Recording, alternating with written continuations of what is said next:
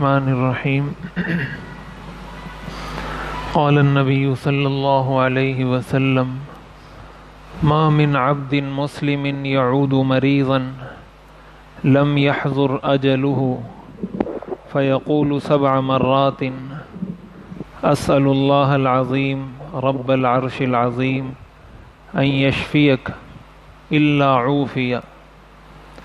حضور نبی کریم سرور دو عالم صلی اللہ علیہ وسلم نے ارشاد فرمایا، کوئی بھی مسلمان کسی مسلمان کی عیادت نہیں کرتا، یا جب بھی کوئی مسلمان کسی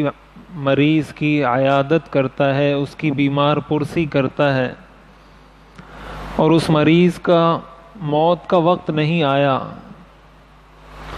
اور وہ اس کے پاس 7 مرتبہ یہ دعا پڑھے، اسأل اللہ العظیم رب العرش العظیم ان یشفیک۔ اس کا ترجمہ یہ ہے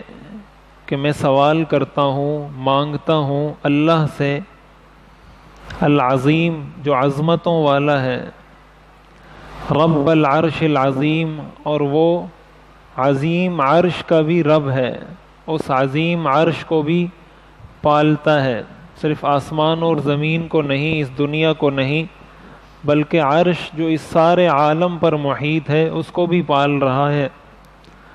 اس اللہ سے میں سوال کرتا ہوں ان یشفیک، کہ وہ آپ کو شفا عطا فرمائیں۔ الا عوفیہ،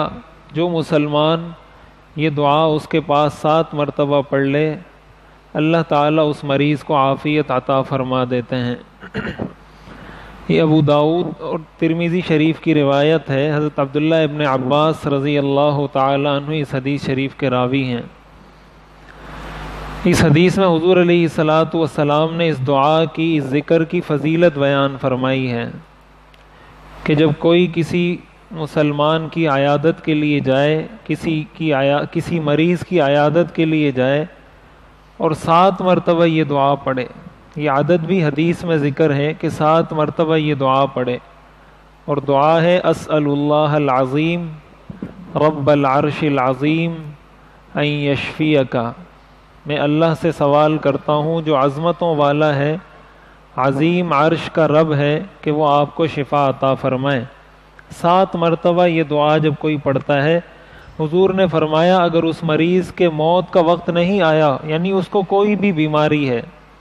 سوائے مرض الموت کے، اس لیے کہ موت کا تو کوئی علاج نہیں، موت کا تو دنیا میں کوئی علاج ممکن ہی نہیں، اگر موت کا وقت اس کا نہیں آیا تو جو بھی مرض ہے اللہ تعالیٰ اس کو عافیت عطا فرمائیں گے۔ تو ایک تو ہمیں یہ سیکھنے کو ملا اس حدیث سے کہ جب ہم کسی کی عیادت کے لیے جائیں تو کم از کم اس کے پاس کھڑے ہو کر، اس کے پاس بیٹھ کر 7 مرتبہ یہ دعا پڑھ لیں، اور اس دعا کے مفہوم کو ذہن میں رکھ کر پڑھیں کہ یہ میں دعا جو پڑھ رہا ہوں اس کا مطلب کیا ہے، محض ایک زبانی رٹا نہ ہو، بلکہ اس کو تصور کر کے کہ میں اللہ سے دعا کر رہا ہوں، اللہ سے مانگ رہا ہوں، تو اس دعا کی برکت سے حضور نے یہ فرمایا کہ اس کو عافیت نصیب ہو جائے گی۔ اب اس حدیث میں حضور نے یہ فرمایا کہ اللہ تعالیٰ اس کو عافیت عطا فرما دیں گے، بعض روایات میں شفا کا لفظ بھی آتا ہے کہ اللہ اس کو شفا عطا فرما دیں گے۔ جب کوئی بیمار ہوتا ہے، کسی کو کوئی مرض لاحق ہوتا ہے، تو ہم اس کی علاج کی کوشش کرتے ہیں، اس کو ڈاکٹر کے پاس لے کر جاتے ہیں، اور ظاہر ہے کہ علاج کرنا یہ سنت عمل ہے، اور شریعت نے اس کا حکم دیا ہے کہ کوئی بیمار ہے اس کا علاج کریں۔ لیکن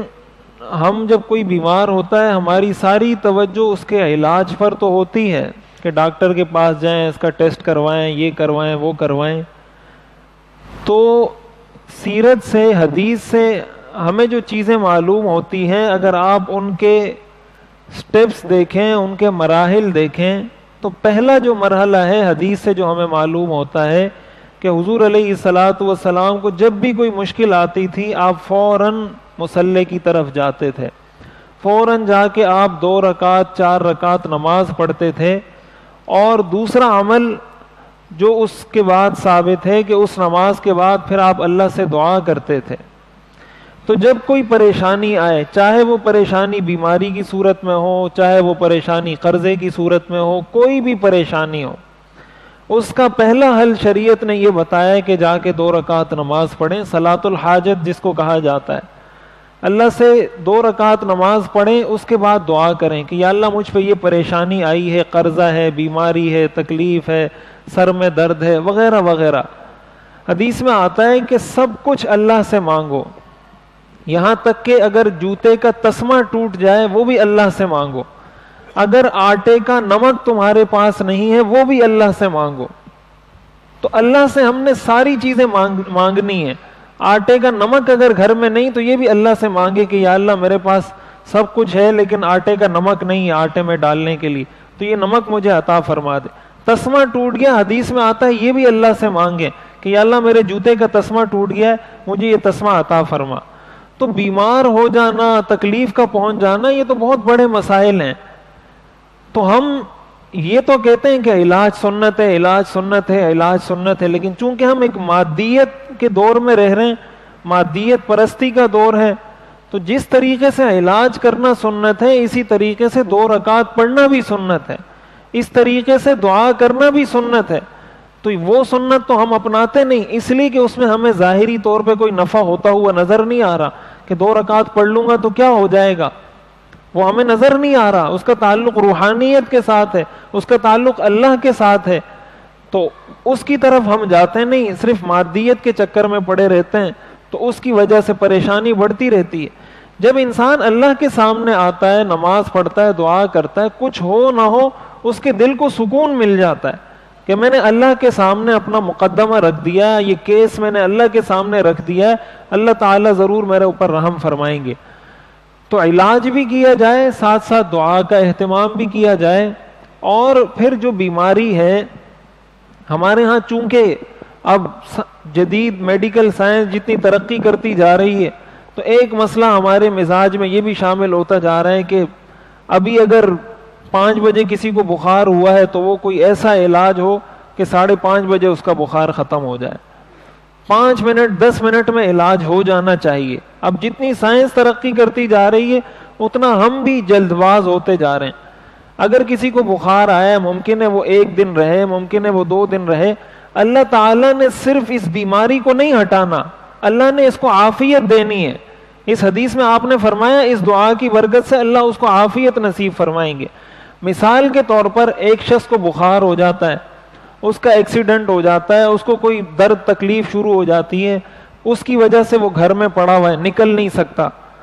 اب ممکن ہے اس کی تقدیر میں یہ لکھا ہو کہ اگر یہ نکلے گا، آج کے دن میں اگر یہ نکلا تو اس کا فلاں جگہ ایکسیڈنٹ ہونا ہے، فلاں جگہ اس کو حادثہ پیش آنا ہے۔ اللہ تعالیٰ اس کو بخار لا کر، کوئی تکلیف لا کر گھر میں بٹھا دیتے ہیں، وہ نکلتا ہی نہیں ہے۔ اس کی برکت سے وہ اس بڑے حادثے سے بچ جاتا ہے۔ وہ کہتے ہیں میں نے دعا پڑھی، دعا کا تو کوئی اثر ہی نہیں ہوا۔ دعا کا تو اثر ہوا، لیکن آپ کو تو صرف وہی اثر نظر آتا ہے جو آپ کو دوائی میں نظر آتا ہے۔ دوائی میں آپ کو یہ اثر نظر آتا ہے کہ دوائی کھائیں گے ٹیمپریچر اس کا لو ہو جائے گا، اس کا بخار ہلکا ہو جائے گا۔ ظاہر ہے دوائی آپ کو کسی حادثے سے تو نہیں بچا سکتی، لیکن یہ دعا آپ کو حادثے سے بھی بچائے گی، یہ آپ کو عافیت نصیب کرے گی۔ تو یہ جو دعائیں ہیں، اب یہ حدیث سے ثابت ہے۔ ایک تو ہم اس کا اہتمام کریں، اور دوسرا اس پر یہ یقین رکھیں کہ اللہ تعالیٰ نے اس میں یہ تاثیر رکھی ہے، اس لیے کہ یہ حضور کا فرمایا ہوا ہے، اس میں یقیناً تاثیر ہے۔ اب وہ عافیت اللہ تعالیٰ نے کس انداز سے اس میں رکھی ہے کہ اس دعا کی برکت سے اللہ نے کس طرح مجھے عافیت نصیب کر دی، وہ انسان کو اگر ساری چیزیں پتہ لگنی شروع ہو جائیں، یہ وہ چیز ہے کہ مادیت کی وجہ سے ہم ان چیزوں سے غافل ہو جاتے ہیں۔